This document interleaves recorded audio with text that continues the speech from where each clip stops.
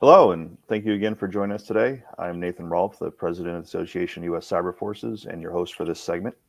On behalf of the Tortora Brayda Institute and the Association of U.S. Cyber Forces, I'd like to welcome you to this month's episode of our Cyber Workforce Series, where we speak with cyber professionals about their careers and journeys to help inform others on the diversity of paths within the cybersecurity industry and hopefully support you, the listener, on your own personal cyber career journey. Before we meet this month's guests, I'd like to share a little bit of information about the two organizations making this series possible, the Tortora Brayda Institute and the Association of U.S. Cyber Forces.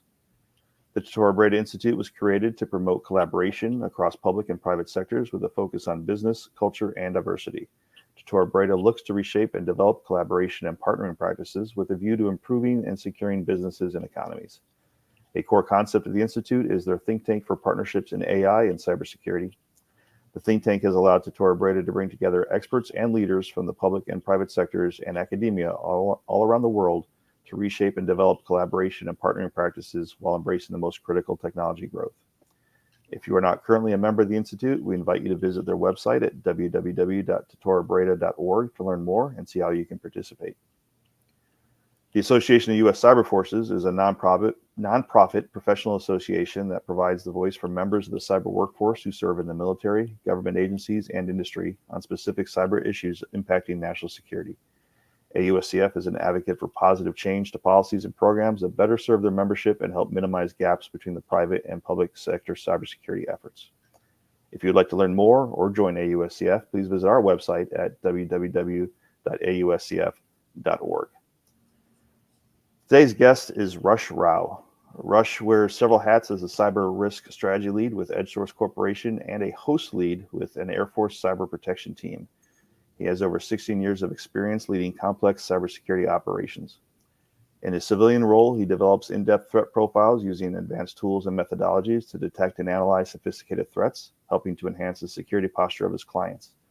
As a National Guard cyber protection team member, Rush leads a team of operators in conducting targeted defensive operations to identify and neutralize advanced threats in DoD cyberspace, while also serving as a mentor to further develop the members of his team. He holds a master's degree in cloud computing systems and is a certified information systems security professional, GIAC certified incident handler, and holds numerous other industry professional certifications. Rush is a veteran of the Marine Corps and as stated earlier, is a current member of the Maryland Air National Guard. Rush, welcome and thank you for joining us today. Thank you so much, Nathan. I appreciate the introduction and really looking forward to this opportunity and talk to people here. Excellent. We'll dive right in. So, as a member of the National Guard, you essentially have two parallel careers.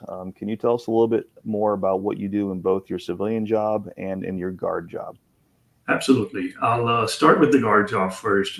A long time ago, I was in the Marine Corps. I did field artillery, and that had nothing to do with cyber. Then I was out for about 10 years and joined the current Guard unit. And I'm part of the CPT, which is Cyber Protection Team.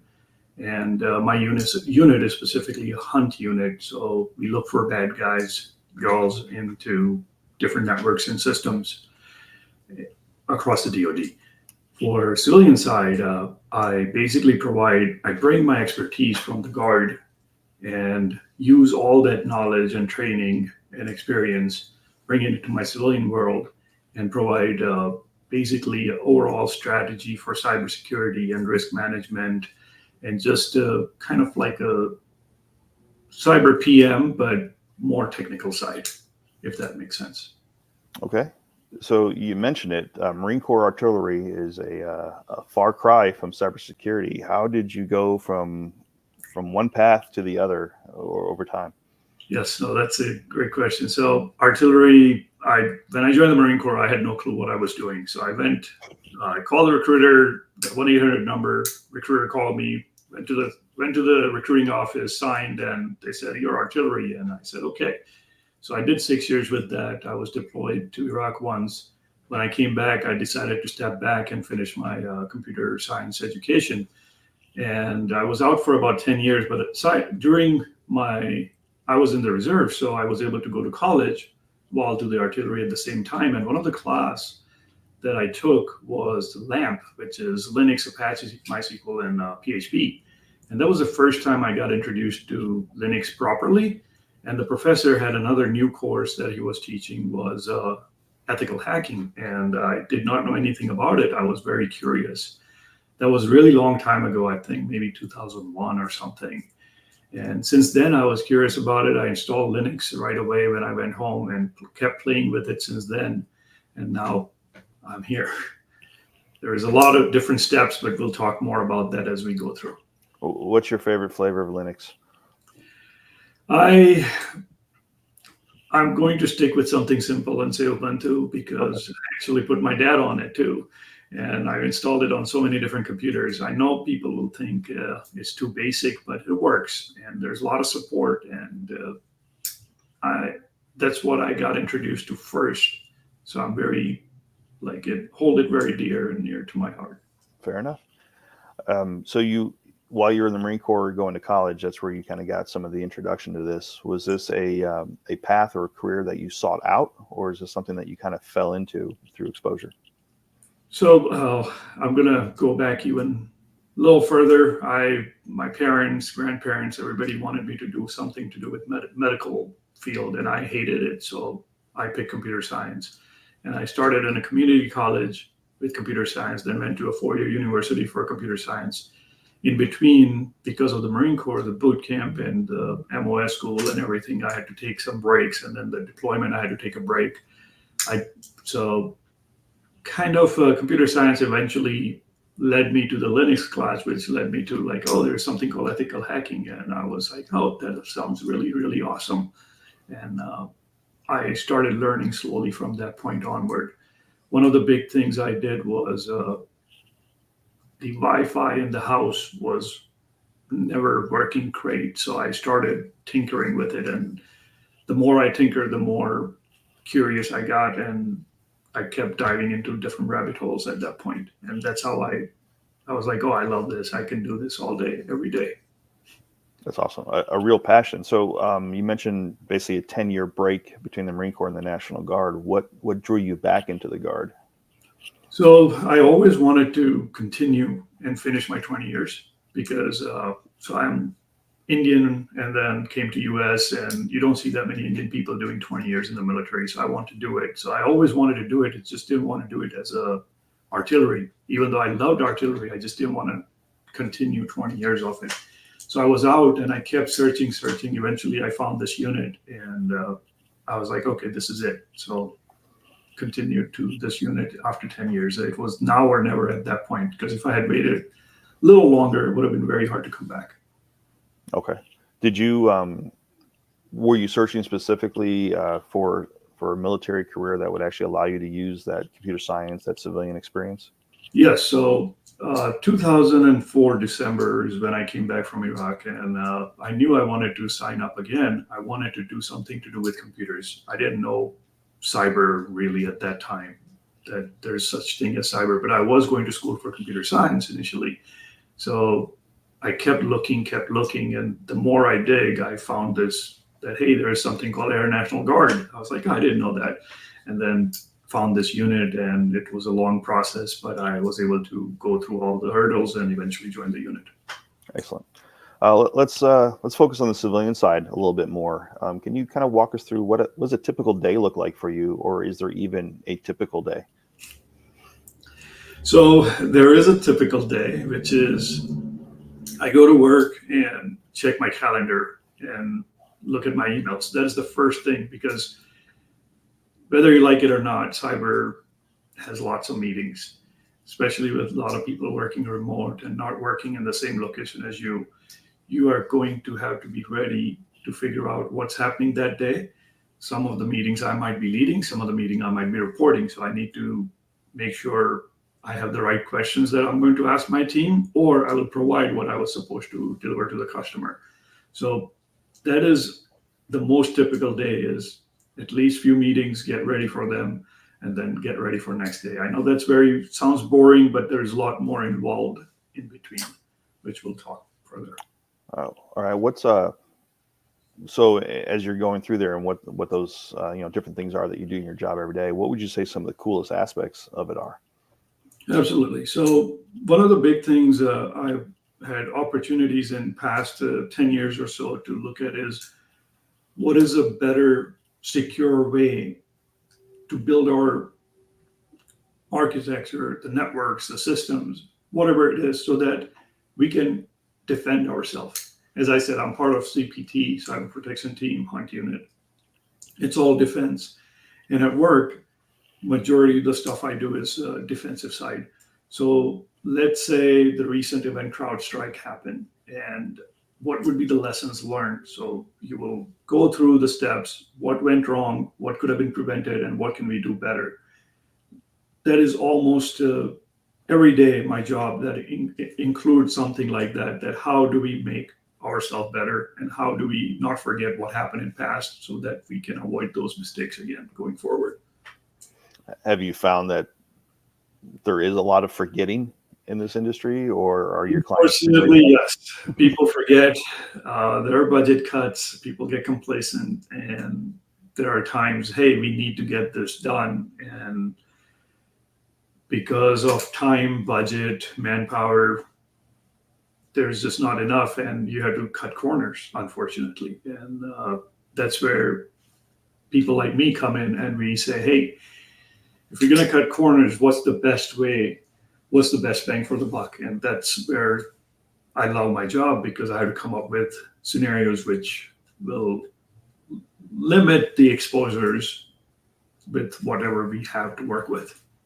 And it's not easy. It's tough.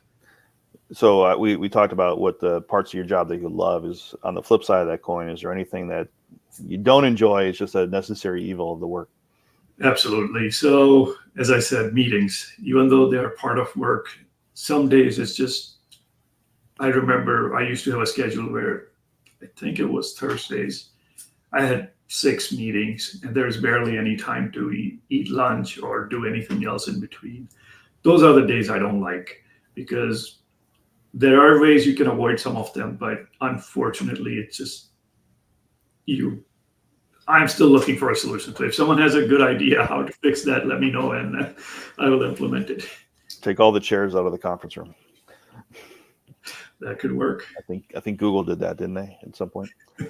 But okay, so you're obviously at a point in your career where you're doing some pretty high level consulting and advising to your clients. You know, you're really telling them how to prevent issues going, major concerns to their mission, to their business.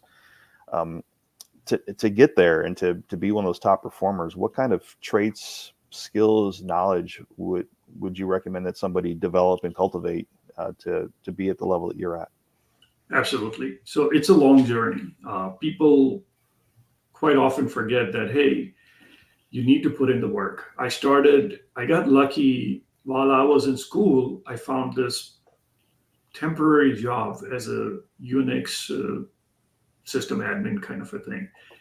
The job wasn't that challenging. There were steps that I had to follow, but I learned a lot about it. And then I joined as a help desk at Bloomberg. This was really long time ago again, almost a couple of decades at this point. And I learned a lot. And people tend to forget. I constantly talk to people, and like they say, "Oh, I got A+, Net Plus, Security Plus, and I can't find a job." But I'll use military as example. You join the military, you go through all this training where one of the certificate for my specific job, you take a Security Plus. That's one of the first thing you do in IT Fundamental, which is like a couple of weeks or something, and Security Plus. And then you do another 6 months of training. After you're done with all that, you come back to your unit. You have to do more training, make sure you validate your training, and then eventually you will start doing job, and then you'll figure out where I need to work and where I'm good at, and then combine those two and get better. So put in your work. You will have to do some of those mundane jobs, as like my Unix admin job, where it was literally multiple page of SOP, and if this happens, do this, this happens, do this. And if I had decided I'm not gonna do anything else beside that, I wouldn't have learned anything at all. But be curious. Hey, I'm doing these steps. What do they do? And if I change something, have a home lab or work lab, whatever it is, and see what happens when you change something. Until you do that, you're not going to get better. You continue learning, basically. Be patient. You may have actually answered my next question. When you look at how someone that's wanting to follow in your footsteps can kind of set themselves apart from their peers, are there any other recommendations? You already talked about constantly learning, being curious. You use your own example of having something at the house to use the word tinker earlier, which is I think a great word. What are the types of training, certifications, or experiences would you recommend somebody pursue just to kind of set themselves apart from the rest of the pack? Absolutely. So I'm going to go back slightly before the certification portion. So one of the biggest thing I truly enjoy initially was I would buy these used old routers, Linksys routers, the WRTs, and then install DDWRT on it and then play with it. That I must have broke like 4 or 5 of them, but luckily I was able to find them for cheap, or if someone's throwing away or whatever, friend or family, and I would get it. Or I used to go and install as a kind of like a side consulting, and then I'll take their old router and try to tear it apart. So doing that, I learned a lot of things, because I would do something and it's like, hey, what is this setting? What is this feature? I don't understand it. So you Google it, you try to read it. You continue down that path. Now, the traditional path right now that I see a lot is start with A+, Net+, Security+, and then maybe do CCNA or something, so you get better with actually more hands-on. That's a great path, but just doing those certs is not going to get you anywhere. You have to have like a home lab, and home lab doesn't mean expensive. You can have any old PC or, again, eBay. I bought like small form factor desktop for $25, and you can upgrade the RAM for another $25 or something. If I have a bunch of old hard drives, you put it in there, and then you put a Proxmox on it, or do any kind of virtualization. So what you're going to learn here is you're going to learn how to install RAM and install hard drive and stuff. Very simple stuff, installing operating system or installing virtualization, hypervisor, VMware, VirtualBox, whatever it is. So you're going to learn all these things. And then when you're going to make them talk to each other, you're going to learn networking. So just doing the certification is not good enough. You're going to have to do this. And then I listen to a lot of podcasts. So I drive to work at times, and it keeps me updated to current events. And then if I'm like, hey, I don't know what this is, so then when I get a chance, I Google it and try to read up on it. So you have to keep learning. You can't stop. You can't just say, I got the 3 certs, now I'm king of the world or queen of the world, and I must get a job that pays $1 million or something. That's not going to work. You have to put in your time. Great conversation. Podcasts, you mentioned those. Do you have any specific ones that you would recommend to someone? Yes, actually. Besides this, because this is the best one. Yes, this is the one. This is the new favorite one that I have now, that I never heard of it before. I'm just kidding. There are a lot of podcasters. So one of the one I like is Risky Biz. I think it's an Australian. I can't think of the name. It's either once a week or once every few weeks. Security Now is very in-depth. I usually listen to that on like 1.5 speed or something, because it just sometimes takes too long. And if I can't listen to it, they have the whole transcript, and you can quickly read the topics and get up to date. Cyberwire Daily is another one I try to listen every now and then. Paul's Security Weekly is a very good one. Darknet Diaries is another favorite, but that's not it's slightly different, but great cybersecurity related stories. And then I have a love-hate relationship. There's a blueprint from SANS. They do promote a lot of SANS stuff in it, but there is lots of good information by lots of good experts in there. So these are just some examples I have. There are a ton more that I sometimes browse through, sometimes don't. All right. Mentioning these podcasts does not imply endorsement by any of our organizations. Yes, I am not true. Absolutely. So from over the span of your career, especially focus on the civilian side, but feel free to jump in with the military as well. Is there any specific experience, work project, or event that you're most proud of being a part of? And what would you say you did to have the biggest impact for the organization you were involved in with that? Absolutely. So I have been fortunate enough to work with lots of different clients, and one of them, trying to think of a good scenario. So I had an opportunity to create a security, I wouldn't say department, but there was a contract, and I was brought in as an emergency last minute add-on, and they didn't have security person included in the contract. Not really sure what the history was, but I go there. There is the process, the policies, and everything is not set up. So I was fortunate enough to quickly talk to all the different stakeholders. I was able to work directly with the CISO and CISO's team and my team and various other admin teams that were maintaining different prospect of this particular system. And I was able to get everybody together, quickly get a whole security plan going on. We ended up doing something called ATO, authorization to operate, for that particular system, which was one of the new innovative way of doing it. Instead of taking a long time, we were able to do in smaller chunks and move it very rapidly and finish that. We were also able to set further goals and milestones where, hey, we are getting started, getting everything on the track, and how are we going to stay on track. So I was able to implement a lot of these changes into an organization. And I think after I did my part, I do advisory consulting, go do my part and leave. But I think they ended up using a lot of these lessons learned from that particular few months, and they implemented throughout the organization. So I'm really proud of that.